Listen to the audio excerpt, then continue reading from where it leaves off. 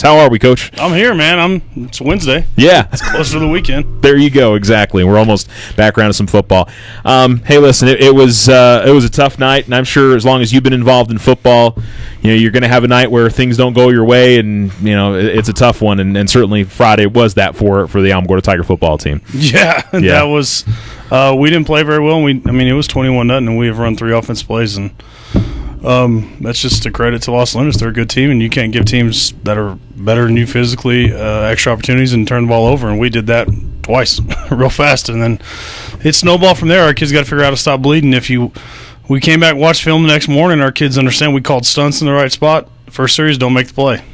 We call stunts, don't run the stunt, and they've run right where we were at. So it's a growing curve for our kids still. They still got to learn that they've got to do what they're taught, and that was the big thing that we're preaching all week, is just continue to do what your coaches teach you, and we're putting them in chances to be successful. Yeah, and the biggest thing, obviously the kids' commitment, and still, clear that these kids still want to learn, they still want to be out there and practicing, and that's the most important thing, I'm sure, for you guys. They're committed to the process. They know this is not a one-year fix. They know this is a big, long process of changing everything about Tiger football from top to bottom, and they're bought into it. And I can't ask for better kids that want to work hard and do it the right way. And they know they might not be around when this pays off, but they know they're going to be directly associated with the benefits of when this pays off. In 10, 15 years, everybody will look back at this group of kids in 2017, and they won't identify them from the record. They'll identify them as the first group that changed what Tiger football is going to be. With these kids, for the community, keep supporting these young men, because they are working hard, and you coaches are putting in the time and the effort too. And I know last week is certainly a tough one, but these kids deserve the community support. Absolutely, and the communities identify that these kids are doing it the right way. And they might not see the immediate results now, but these results will come. The process is tried and true. And the kids deserve support, and that's why I tell the kids, I said, good things will happen to good people, and you're good people, because they're doing it the right way, and they're taking care of their grades, and they're being gentlemen in the school and running the school and being leaders and doing it in the community. So I encourage the community to continue to support these kids, because these kids continue to do anything us coaches ask them. We had them here at 7:45 Saturday morning after the trip back from Los Lunas, and they were here till 12 and got a film session in, and then a weight workout. They were back here at 6:45 Monday morning on Labor Day. We're here till about 11, watching film and working. So these kids definitely put the work in, and they understand that it's time consuming, but the benefits will pay off. Yeah. Probably should mention quarterback. You're going to have Tom out this week with his injury. Talk a little bit about, because he got to play most of the end of the Los Lunas game. Right. So we're apparently, when we have a kid go down, we come back with sophomore. So we're going to start another sophomore. Okay. Jacob Waldman. And he's a tough kid, and he's kind of resilient. And you throw him in there, and he didn't freak out, didn't panic. And his first ever moment, he's actually telling linemen what to do. So it's very encouraging for the future that we have a sophomore kid that's kind of been in the shadows and just doing all the drills and the reps and being a scout team kid, and then you put him in there in that moment, and he just relishes in it and didn't back down from it. So that's encouraging for us in this program going into the future. He's a good kid. He's a smart kid. We don't have to change anything. We don't have to scale anything back. We can run our entire offense still. We've got to continue to be better up front. That's 2 weeks in a row that we talk to our kids about. We strike and we get off and we're physical for the first series or so, and then the other team figures out that they better amp it up because we're physical and we never respond. So our challenge to our kids this week is to respond. When we punch somebody in the mouth, they're going to punch back, and we haven't punched back that second time yet. So our kids, when we're trying to preach to our kids, we're going to punch back. We're going to punch back. And like I said, it's just one of those things of establishing. We got to get something to go our way at the start of a game for one time. You can kind of see our kids' eyes when it went out of hand. It was like, oh crap, there we go. Yeah. and we don't know how to stop the bleeding, and we need to find a way to come out early against Valley on Saturday and kind of set the tone and have some things finally go our way, which they will. And our kids see how our kids respond to that. And just, I would think more than anything, get into some type of rhythm. It just seems like that's been the biggest thing. Just getting, if it's the offense or defense, get into some type of rhythm where you guys are seeing some positives for the football team. Yeah, it's always one thing here, two things there that kind of shoot ourselves in the foot. And defensively, we can't get off field on third down. That's the second week in a row, and our coaches are doing a good job in calling the right stunts. We're not executing. Our kids aren't executing it. And we did a couple of bad alignments, and we didn't line up correctly a couple of times against Los Lunas, so we're going back to basics this week. Offensively, they just flat out manhandle us up front. And you can see where we're behind in the weight room physically. And that's what our kids understood immediately is why we do what we do in the weight room is to get to that level, and we're not there yet. So it's a 12-month process of lifting weights. But when we get some things going our way, we'll be okay. That's why I tell our kids is we do something good here, but then we go back and we take 2 steps back. So we go 1 step forward, 2 steps back.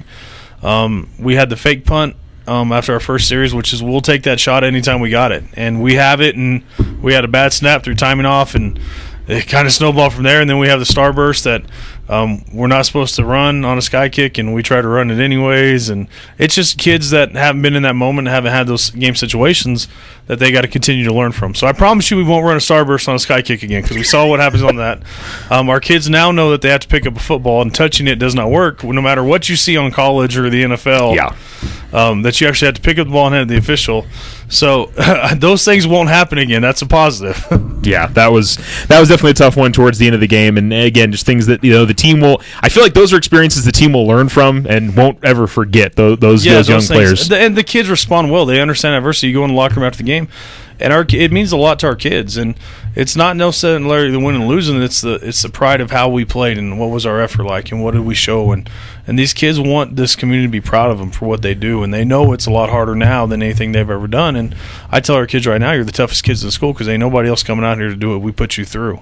And they believe it'll pay off, and they know it'll pay off. And it might not pay off this year for them in wins loss, but it's going to pay off when they're 25 years old and have a family and have a job, and they're going to be better prepared for life. And I think for the seniors in the group that, as you say, may not see the spoils of this at the end of the road, if they can look back and feel like they help being leaders on this group that may not have as many wins as some of the groups coming forward.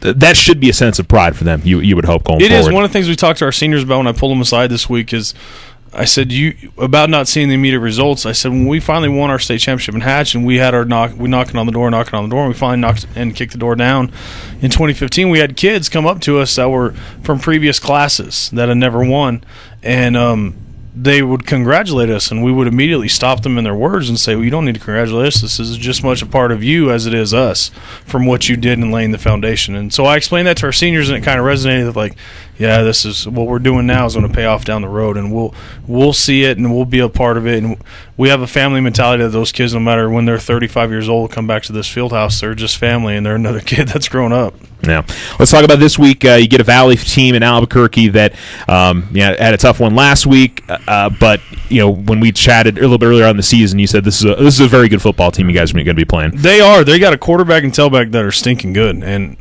we ain't seen anybody like those two kids yet. The Garland kid's pretty good, but this kid's faster. Up front, they're big. They're not as physical as Los Lunas or Las Cruces High or Valencia. Defensively, they get after it. They stunt like crazy. I mean, they're bringing 6, 7, 8 a play. So, and it's very interesting for our kids that if we can go up there and just execute and do what teach our kids, do what you're taught, do what you're taught. That's kind of our motto this week. Just do what your coaches teach you. We'll have chances, and if we can capitalize on those chances, good things will happen to us. If we don't take advantage of it, I mean, you can see the results and what will happen to anybody if they don't take advantage of the opportunities in front of them. Valley's a good team. They're coached by legendary Judge Chavez, who's been around the state for many years. Yeah. And been through it all. So they're going to be well prepared for us, and our kids are well prepared for them. So it'll be interesting. It's interesting to see our kids respond to playing a 1:00 game on a Saturday afternoon, because that's when playoff games are played. So we're trying to talk to our kids. This is what it's going to be like in the future. We need to relish in this moment. Taking another 3.5-hour trip up there. So it'll be interesting to see how we do at Milne at 1:00 on the turf, and how we respond. And like I said, hopefully we get some good things to go our way at the start of a game and not have to wait around and try to dig ourselves out of a hole. And certainly it seems like, as much as you guys may be prepping or scouting for Valley, it's a lot about focusing on yourselves and doing the things that, within the team that you want to see them succeed at this week, right? Yeah, our practice on Monday, because we're still implementing a system that's brand new to our kids, and it's a lot of thinking and mental stuff our kids have to identify and learn. We had our practice on Monday for 2 hours, was nothing but individual. We had no team, no group. It was basically back to fundamentals and teaching our kids concepts of what we do and why we do it. So Monday might have been the best practice we've had all year, and it was back to basics. We worry about ourselves. Our kids understand tendencies. We're teaching them how to watch film on opponents. We spent an hour and a half doing that this morning. They're identifying stuff immediately now off film, which they couldn't do before. So we're making strides. Is it enough to see the immediate results? I don't know. I can promise you our kids will play hard on Saturday. They'll go whistle to whistle. And we tell our kids, all we can control is what we can control is us. And we'll do what we can, and then we'll look up at the scoreboard at the end of the game and see if it was enough. Yeah. All right, Coach. Well, good luck on Saturday, and we'll see how it goes. All right. Appreciate it, Charles. All right. Thank you.